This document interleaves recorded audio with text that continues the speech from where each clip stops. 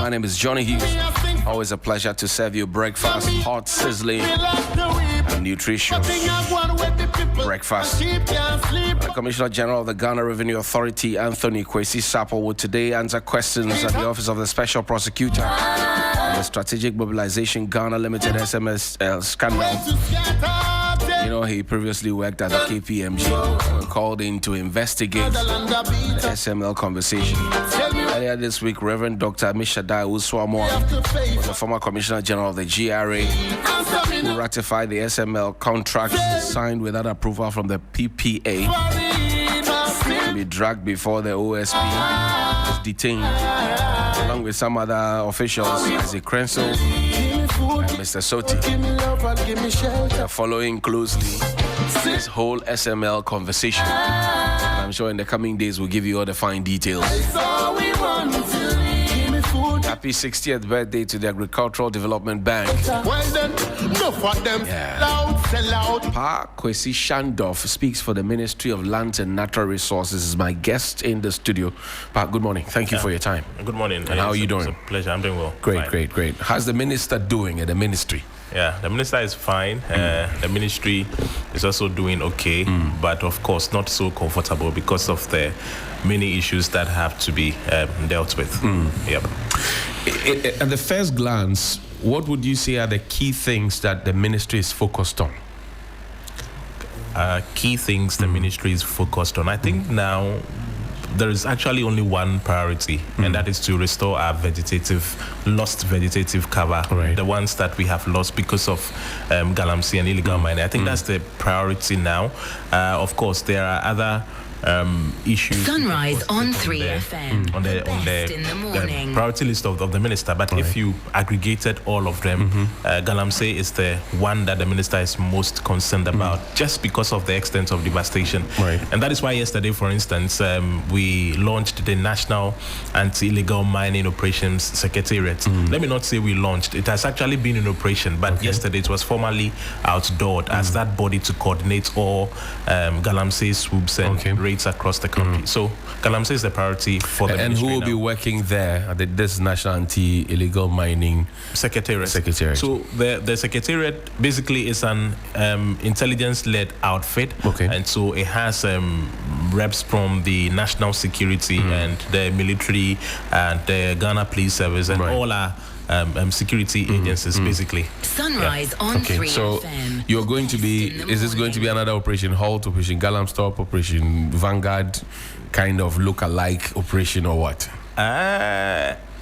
What the NIMOS, that's how we call it, what NIMOS will be doing is basically to be conducting swoops and raids into galamsey hotspots. And so maybe it ties into what we have known by way of the ones you've outlined. That's basically what NIMOS would be doing. The intriguing layer of distinction, if I have to put it that way, is that now it's more intelligence-led. It's not arbitrary. You cannot, the NIMOS will not just get up one day and say that, okay, we are going this direction or that direction. Everything is informed by data and facts. And so far, it has actually chalked some relevant, results already. And we are hoping to see more as we progress. So for people like Kefo Jakpasu who are interested in ending galamsey, in the shortest possible time, because we've been at this, we've been throwing money at it, drones, military men, immigration officers, policemen. What would we say should be the trump card of the government now? We see the swoops. We see excavators being destroyed. We see chamfans being seized. And then what? So the truth of the matter is that when it comes to the fight itself, if I have to be very honest, I don't think that anybody, no matter how well-intentioned they are, would be able to eradicate the menace now. Because if you examine and you diagnose the extent of devastation, you would logically come to the conclusion that it's not an issue that you can rectify now. For instance, as of now, we have about 16% of our land reserves that have been depleted. That is equal to some, the last time I checked, I'm not very sure, I think it's equivalent to some 5,000 or 5,500 hectares of land, which in practical terms is also equal to some 7,500 football pitches. So let's imagine that Accra Sports Stadium, for example. We have 7,500 of those being lost to illegal mining. Right. And that has occurred over an 8-year period. So if a new government is installed, and that government is even very, very committed, like this particular administration, you may want to ask yourself and do the proportion. If 8 years, this is what was recorded over the period. Right. When really would a new government be able to bring the issue to finality? It is not something that you can see and immediately determine. All the same, there are a lot of comprehensive measures and crucial policy interventions that are being rolled out. And so I think we should monitor and evaluate the progress by the minute, as and when. Right. Because if you want to sit and do a one-stop assessment and say, okay, would be done by ABC, right, I think would be ambitious and a barefaced lie. I don't think anybody can be able to give that. So anybody who is listening, and the entire Ghanaian populace, all those who are interested, including myself, wanting galamsey to end, the assurance is that, of course, it would come to a halt, but as to a determinable period, we will not be able to. So we can put a timeline to absolutely. it. It's very difficult because, for instance, if you want to do land reclamation, for example, now I'm saying that we have about 7,500 football pitches. Right. I mean, that's the equivalence of the land degradation. If you want to reclaim one, the last time I did my check, it was somewhere around $30,000 or even more. That is if you wanted to embark on one exercise of a reclamation. So if we were even to multiply $30,000 by 7,500, first of all, you start thinking about the monetary implication, the cost variable. Then again, you look at how the duration when that can be done. So if you put all the factors together, you can see that there is really a lot of work to do, and that's why it's difficult for anybody to put specific timelines to it. All the same, the government is working, the sector minister is connected, and I think we can take it up from there. It doesn't look like the sector minister wants to sleep, because he's at one interview or the other, is in parliament making statements, he's at one event or the other in furtherance of this whole thing. But can he do it alone? No, certainly not. He cannot do it alone. There is no way.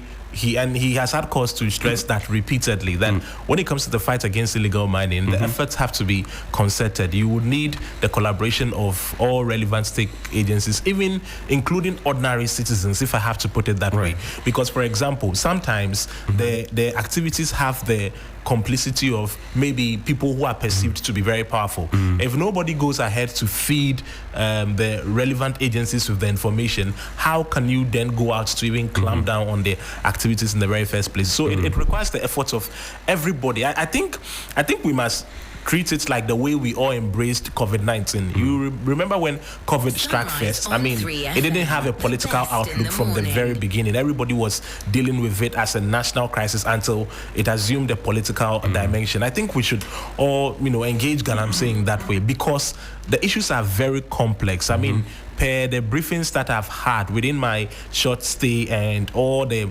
information that I've been privy to, I think it's more complex than we even see on the outside. So really, it requires everybody, and that's why the minister keeps saying that it's not just about. It doesn't sit with the Ministry of Lands and Natural Resources alone, though that may be the mother outfit in charge of administering the policies and all of that. It goes beyond the ministry. Everybody has to get on board. Everybody, actually. The previous government brought an LI, a legislative instrument that allowed for people to go into forest reserves to go and mine. Your government, while in opposition, said that you will repeal that law when you get into power. In fact, at the last check, it was your government that was, or elements within your government that was asking for a state of emergency to be declared.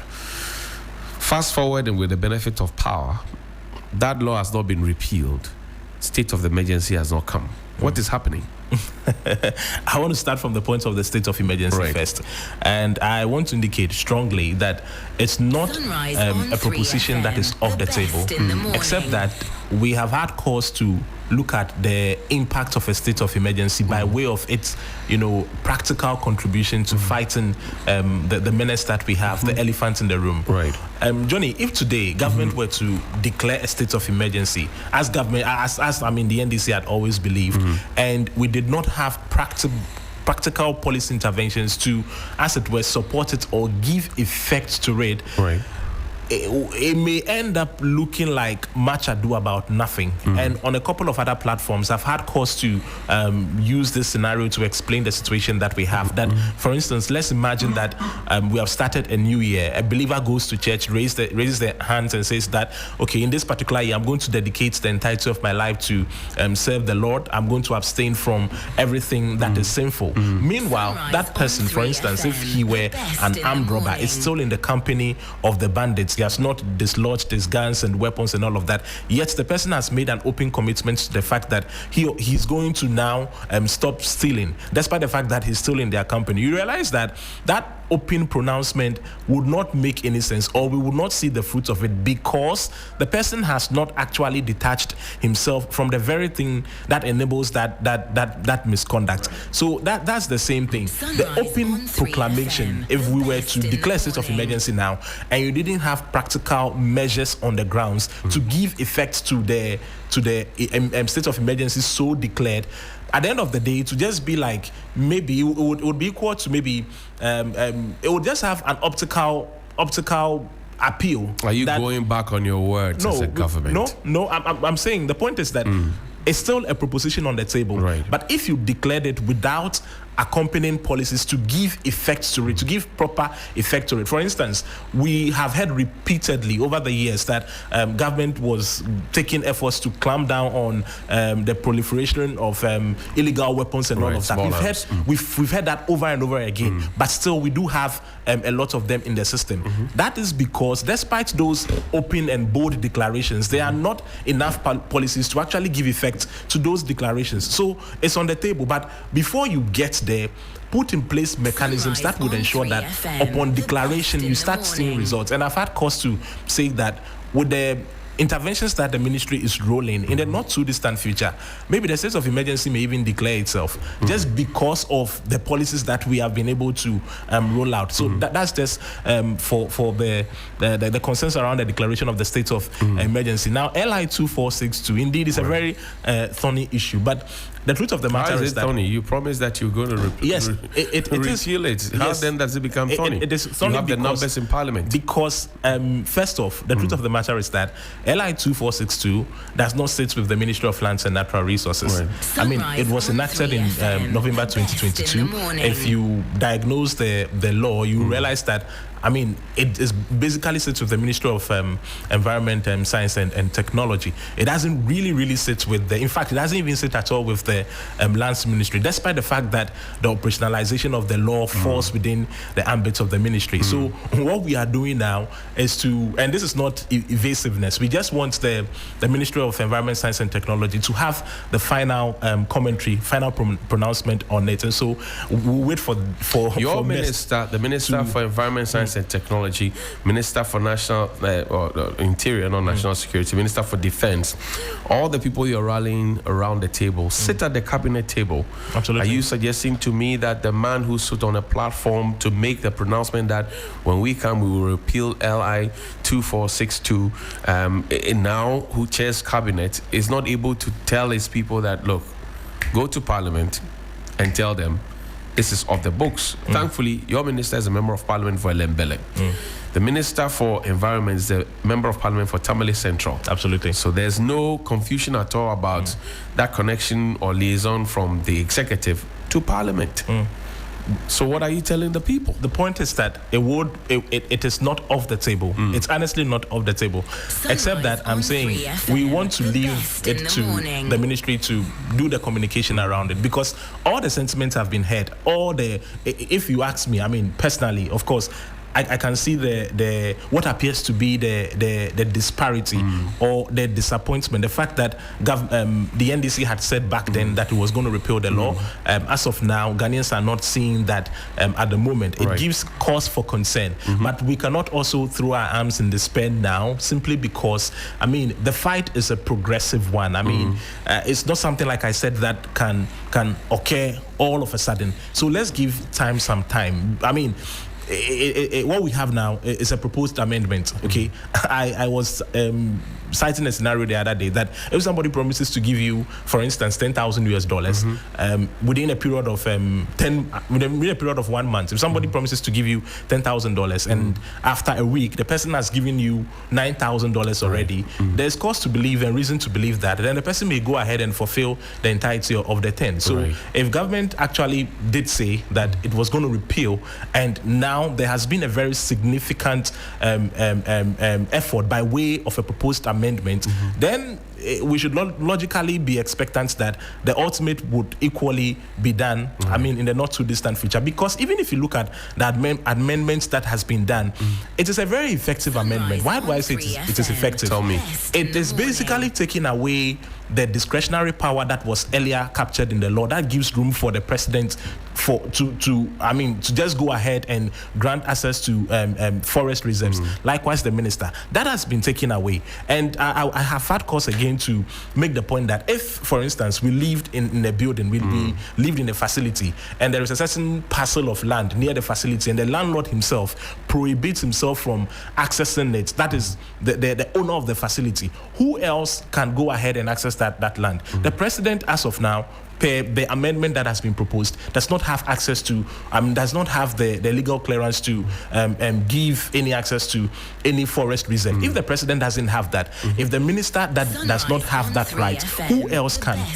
And so if you look at the amendment, and this is not to say that the amendment is effectively maybe a compensation for the promised repeal, but then if you study the amendment in purpose, in substance, we may as well say it is as good or as satisfactory as an actual repeal. Really? Because what does he do? It takes away the discretionary power that earlier existed. But there are many other provisions in that legislative instrument absolutely, that goes beyond the discretionary power of the president to really grant anybody the leave and license to go into a forest reserve. Exactly, but that really is the, if you ask me, is the thrust and crux of the law. I mean, the fact that there was discretionary power abundantly given to the president and the minister. So now that is off the books, we can expect more results as we progress. Again, I'm saying that my analogy once again, if someone promises to fulfill a certain financial obligation to you, and then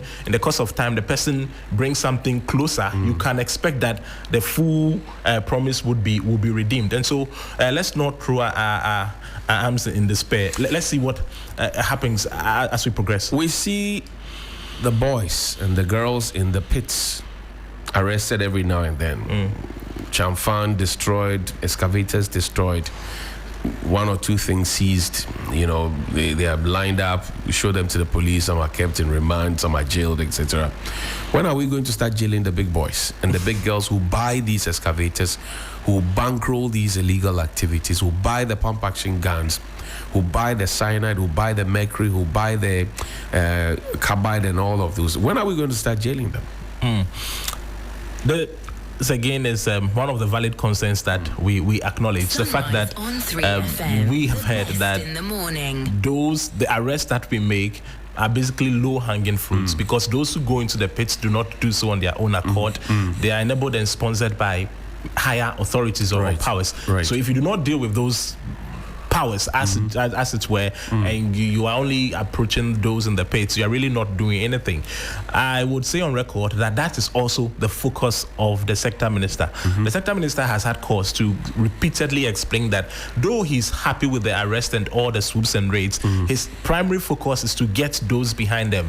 But the complication that we would have to admit is that, like I've earlier indicated, the issue is a bit out of the ordinary, and so in seeking to apprehend apprehend the architects, the main masterminds behind the menace, you need a lot of tact and intelligence so that at the end of the day, you are able to get the necessary results that you are looking for.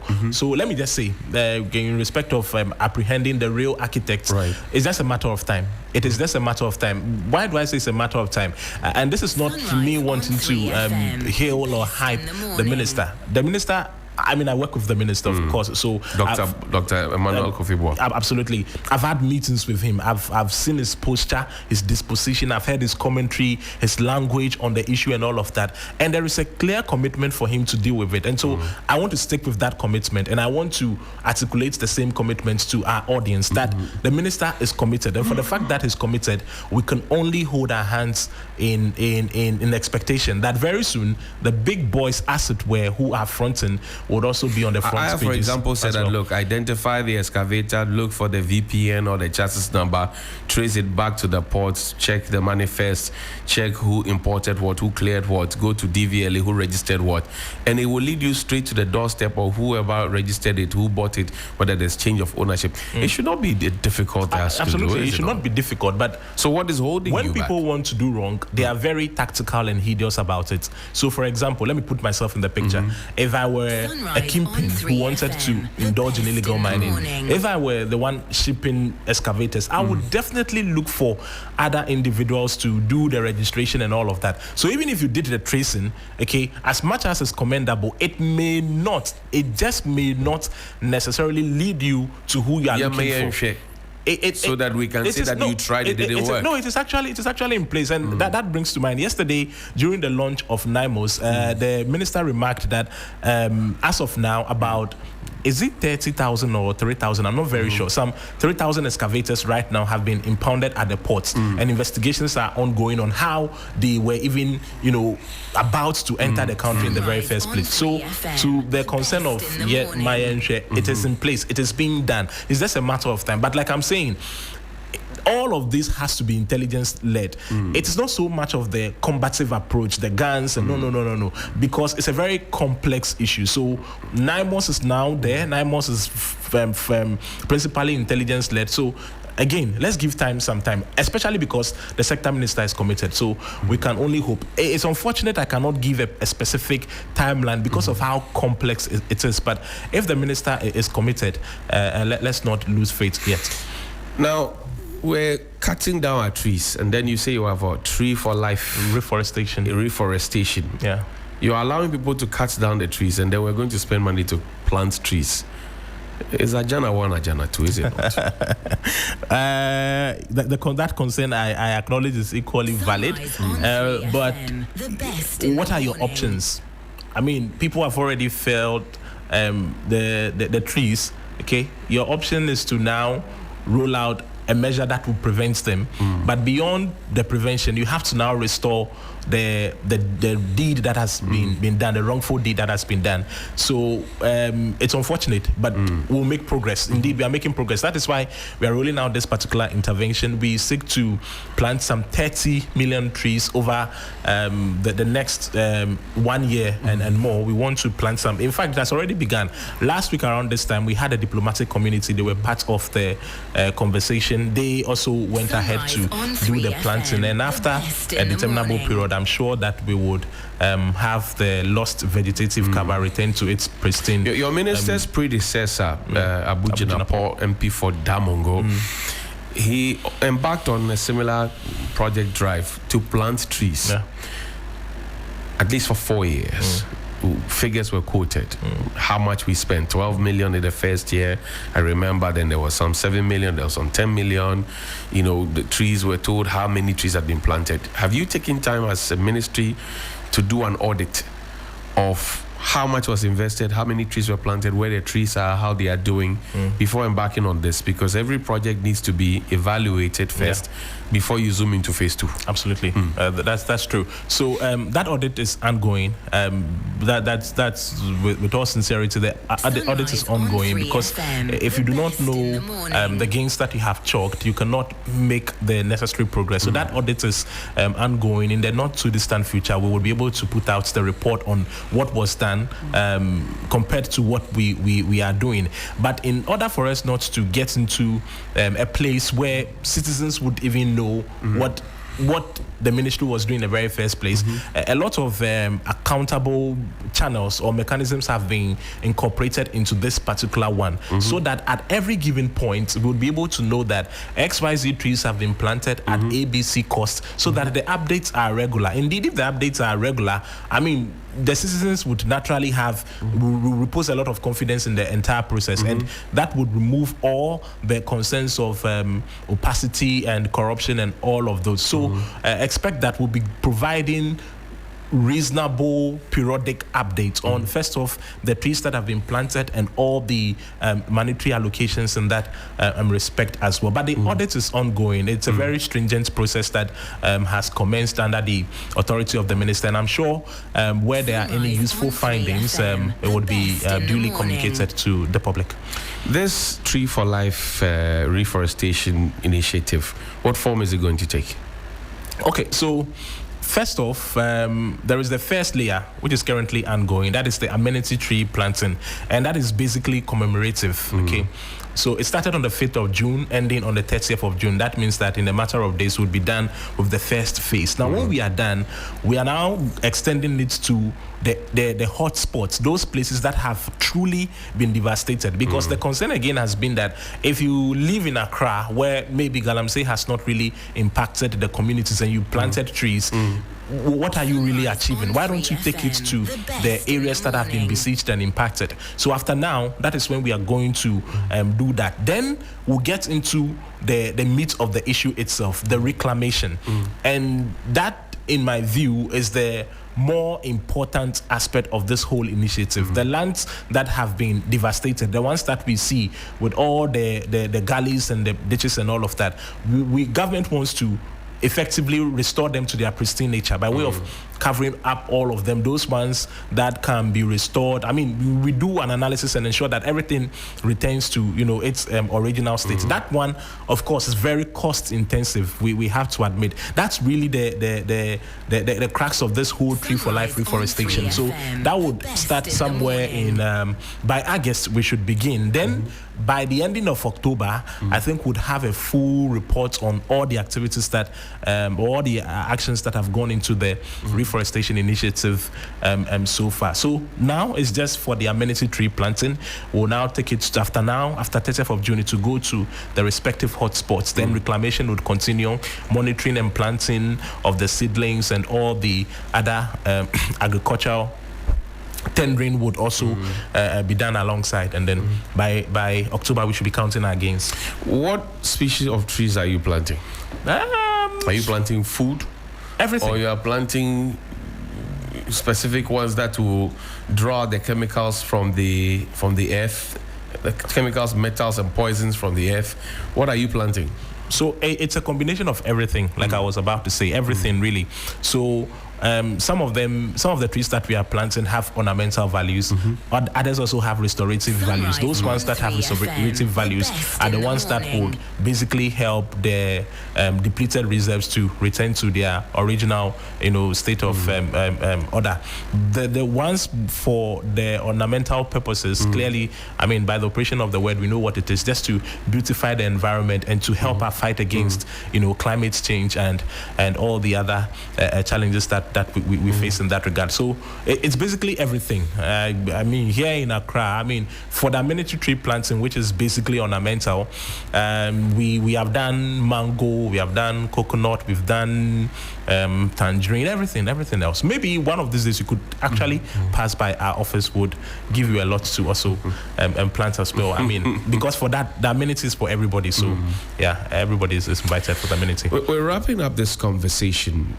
The younger generation are very important to me regarding knowing their place in the future, knowing their role in protecting the environment, knowing their role in trying to stop the menace of galamsey, so that we don't, if we're able to fight it now, we don't have it erupting again and rearing its ugly head in future.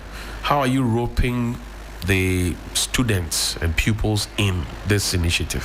Okay, so that would bring me to the 5 5-tier approach that we are rolling out to deal with illegal mining. As part of those 5, there is a policy that has gotten to do with the deepening of education and awareness, and that is targeted at basically young people. It's just a matter of educating them on, first off, the need to preserve the environment, and then getting them on board in the process. But there's also another aspect, just because you talk about young people, there's also another aspect that is worth mentioning.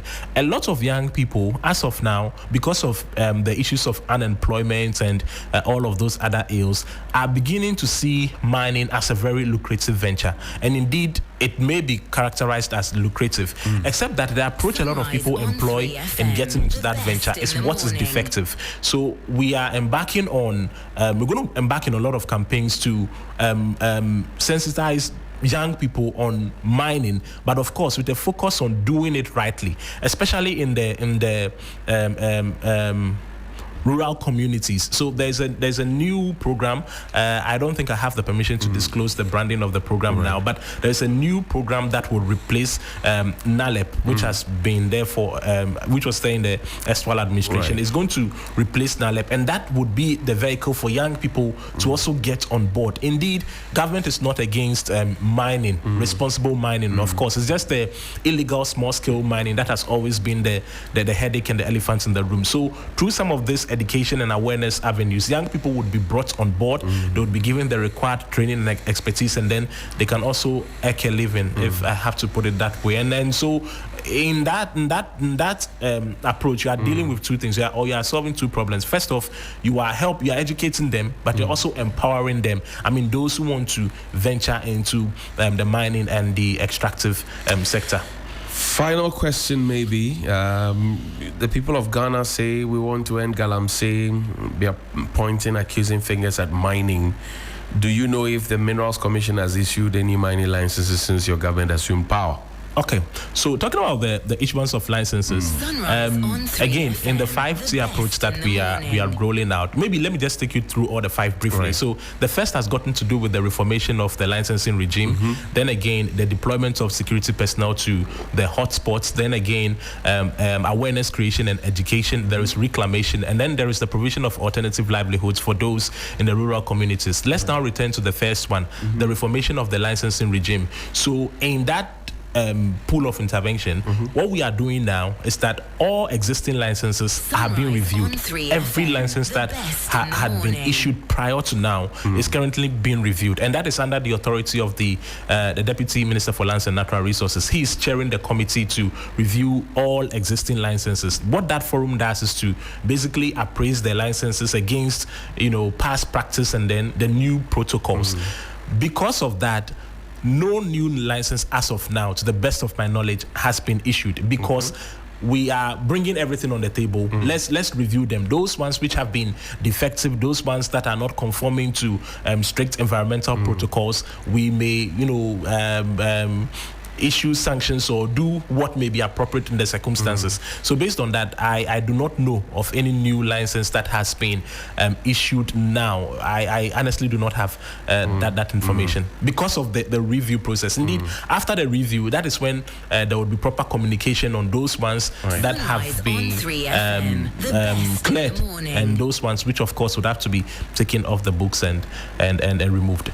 Your closing thoughts, Pakwesi? So first off, I admit that galamsey is a very serious national crisis. Let me put it that way. It's very serious. It sits on top of all of our priorities because not only does it affect those in the rural enclaves, those of us in urbanized settlements also feel the brunt and the ravages of that particular menace. And so I am concerned, and I'm sure the rest of our audiences are all equally concerned. But the truth of the matter is that there is a sector minister, the Honorable Emmanuel Amakofi-Boa, who is very, very committed to dealing with the issue. Yes, he has the blessings of the president, who is equally committed. And so with that mix of resolve, I'm sure that we'll be seeing more results as we progress. Indeed, we are chalking some successes already, but we cannot afford to be complacent. So again, let's give time some time and see what happens as we progress. Pakwesi Shandoff Ayerbi Aqua is my guest, has been my guest in studio. He speaks for the Ministry of Lands and Natural Resources, led by Dr. Emmanuel Amakofi-Boa. It's now time for birthdays, but first, Enjoy this song.